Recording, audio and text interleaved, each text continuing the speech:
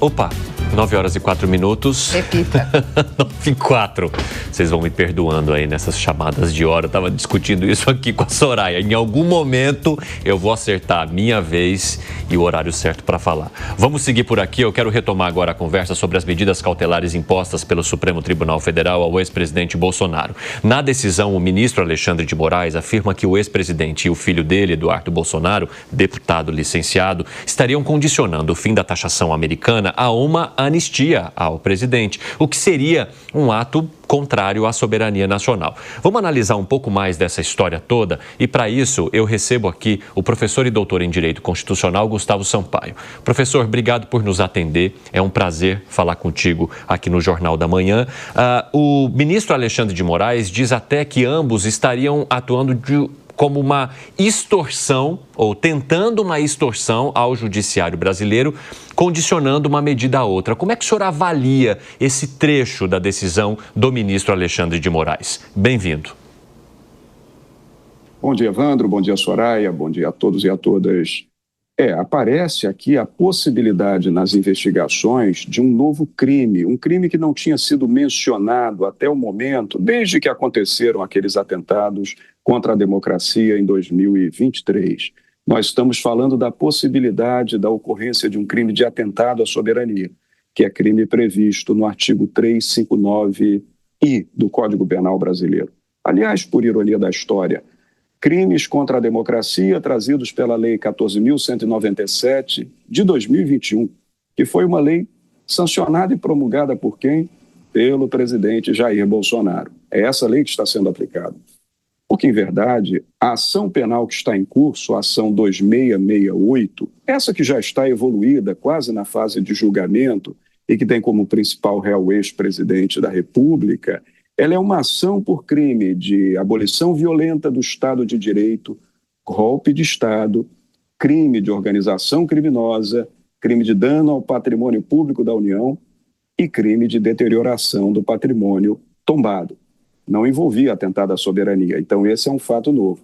Então, em verdade, o que o ministro Alexandre de Moraes diz, Evandro, é que essa articulação entre Jair Bolsonaro, aqui no Brasil, e seu filho, deputado federal licenciado Eduardo Bolsonaro, nos Estados Unidos, ao forçar a Casa Branca, ao levar a Casa Branca a tomar medidas graves, sancionadoras contra o Brasil, inclusive dizendo que tudo poderia ser resolvido se for concedida anistia pelo Congresso Nacional, pela autoridade brasileira, que isso caracteriza uma espécie de ação de lesa pátria e o risco causado por isso foi forçando o Supremo Tribunal Federal a estabelecer essas medidas cautelares penais para conter o ex-presidente Jair Bolsonaro. Professor, bom dia para o senhor. Obrigada pela entrevista. Bom, alguns críticos à decisão de Alexandre de Moraes avaliam que ela trouxe poucos elementos para comprovar esse risco de fuga apontado pela PGR e que os principais pontos, como, por exemplo, indícios, de tudo isso, foram postagens, declarações, de Bolsonaro feitas também com Eduardo Bolsonaro. Isso pode ajudar a defesa numa eventual contestação? Isso pode ajudar a defesa, mas eu não acho que venha a trazer, Soraya, resultado prático no processo penal. E eu te explico por quê. Porque, em verdade, a dedução que faço a partir da leitura atenta que fiz da decisão do ministro Moraes é de que o receio maior do Supremo Tribunal não era de o presidente Bolsonaro fugir do território nacional. Ao contrário do que ele disse, alegando que é fácil sair pelas fronteiras do Brasil, e de fato é fácil. Não, parece-me que o risco maior, segundo a avaliação do Supremo, era de o ex-presidente entrar na sede de alguma embaixada, de alguma nação aliada do antigo governo e, com isso, escapar, portanto, da autoridade da soberania brasileira quanto a essa constrição penal. E também de o ex-presidente fazer contatos com embaixadores e representantes diplomáticos estrangeiros. Veja que o próprio ex-presidente disse que na semana que vem ele teria uma reunião com embaixadores estrangeiros, reunião agora que ele deixa de comparecer, naturalmente, por conta das medidas impostas. E por último, Soraya, é preciso dizer que nós não estamos falando de resposta penal nessa fase. Nós não estamos dizendo que o Supremo Tribunal Federal está condenando ou absolvendo ninguém. Isso só vai ser feito ali no final, quando se sair do processamento da ação penal, entrando-se na fase de julgamento. Estamos chegando quase lá. Nesse momento, o que o Supremo estabeleceu foram medidas cautelares penais. As cautelares têm por objetivo garantir a autoridade da lei penal, garantir o bom trânsito do processo penal, garantir a autoridade do Poder Judiciário na presidência desse processo penal. É isso que a medida cautelar busca fazer, quando, por exemplo, restringe a locomoção do presidente, proíbe de sair de sua residência na parte da noite. Qual o objetivo que eu deduzo ter sido o objetivo do ministro Alexandre de Moraes? Impedir que se protraia no tempo essa articulação entre o presidente e seu filho nos Estados Unidos, levando os Estados Unidos a jogar contra o Brasil sanções que causam grande prejuízo aos interesses nacionais da nossa República. Me parece que esse é o teor da decisão tomada pela primeira turma do Supremo Tribunal Federal. Os nossos comentaristas também participam da entrevista. José Maria Trindade, pode mandar sua pergunta. Professor, esses réus que estão agora na primeira turma do Supremo são pessoas que têm dinheiro e por isso mesmo contratam os maiores juristas do país. E nessa minha convivência lá, conversando com um ou outro, não é raro que eu escuto, eu tenho que voltar para a faculdade para aprender essa Constituição que está sendo aplicada aqui nesse caso. Mas a minha pergunta para o senhor é outra reclamação até interna do Supremo, dizendo que o Supremo não é talhado e não tem condições de fazer um julgamento penal. O Supremo é preparado para grandes contendas constitucionais, controle constitucional. É mesmo diferente, quer dizer, deixa a desejar quando o Supremo entra, né, nesse varejo de fazer um julgamento penal desse jeito, desse tipo de julgamento? Bom dia a você também, José Maria. Eu creio que não, eu acredito que não. Essas críticas são críticas que estão dentro hoje de um tensionamento da corda. Nós temos hoje uma direita e esquerda que se tensionam e os argumentos são sempre contrapostos e, não raro, são argumentos sempre violentos.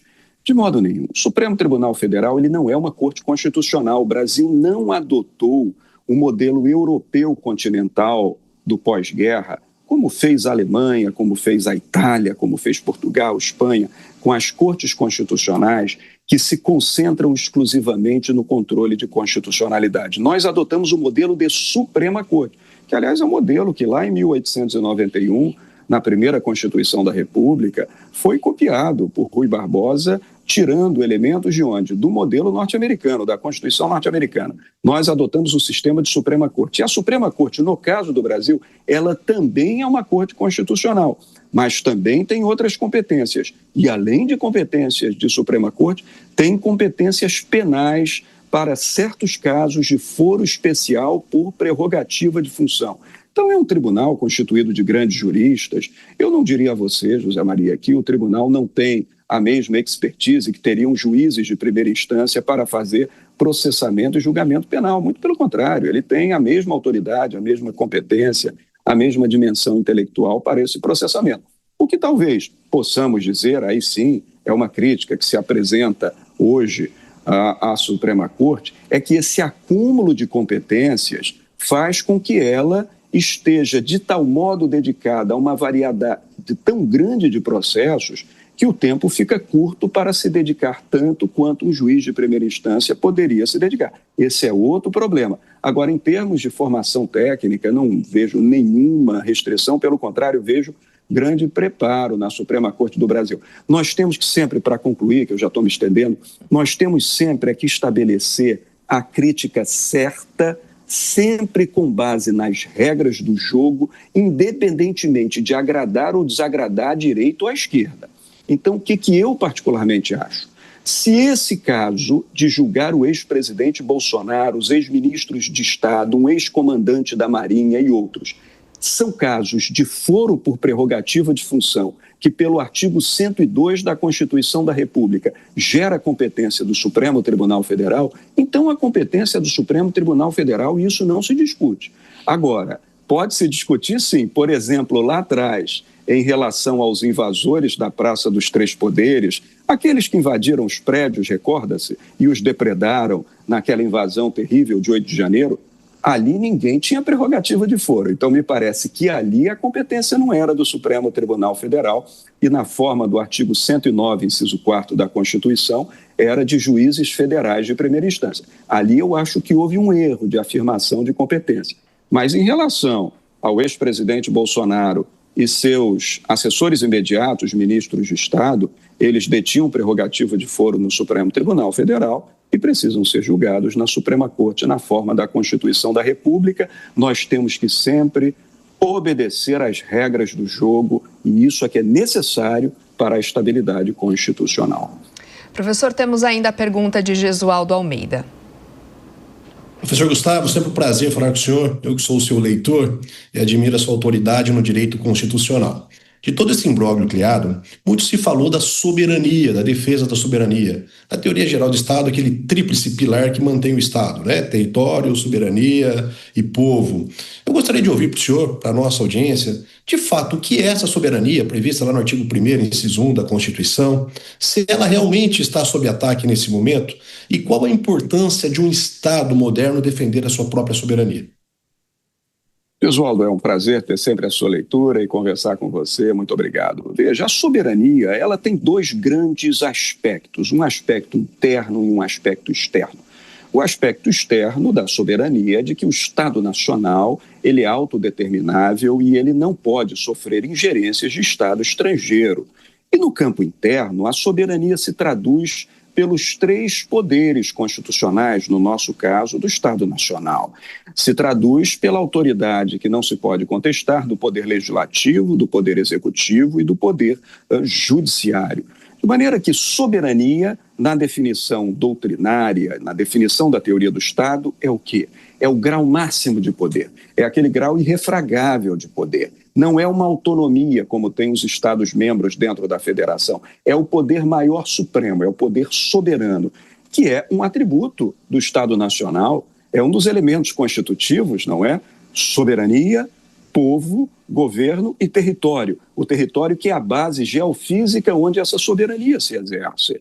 Então, no caso concreto, quando nós pensamos que há possibilidade, eu não vou afirmar que isso aconteceu porque não houve nenhum julgamento de mérito, mas há a possibilidade de um ex-presidente da República, através de um deputado federal, que é seu filho, manejar forças de governo estrangeiro contra os interesses da nação brasileira, pressionando contra a independência do Poder Judiciário, isso poderá lá na frente, sim, ser interpretado como um atentado à soberania nacional na forma da Lei 14.197 de 2021, que é a lei que criou no Código Penal brasileiro os chamados crimes contra o Estado democrático de direito.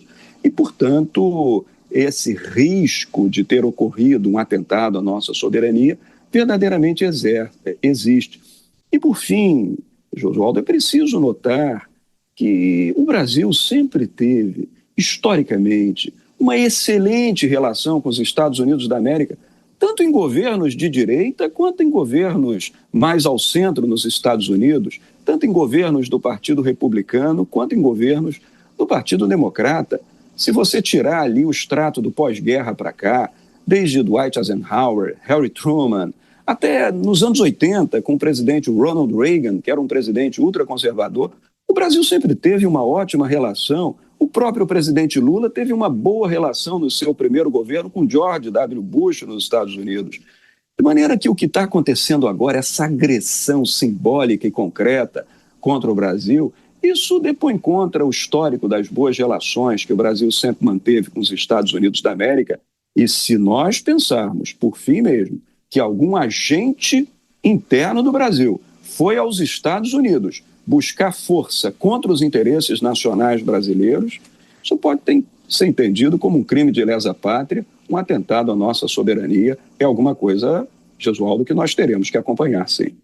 Professor, antes de encerrar nossa entrevista, vou pedir só a gentileza do senhor ser breve na resposta. Você vê alguma chance dessa investigação atrasar o julgamento que tramita no Supremo? Acho que não.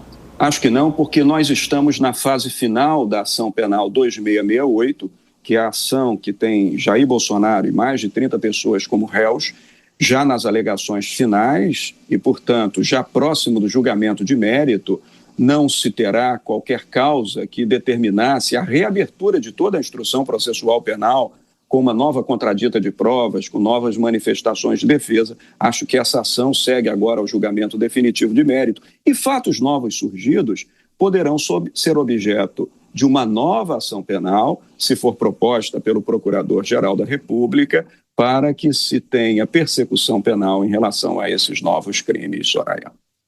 Professor Gustavo Sampaio, muito obrigado por conversar conosco nesta manhã. As portas estão sempre abertas por aqui. Até a próxima.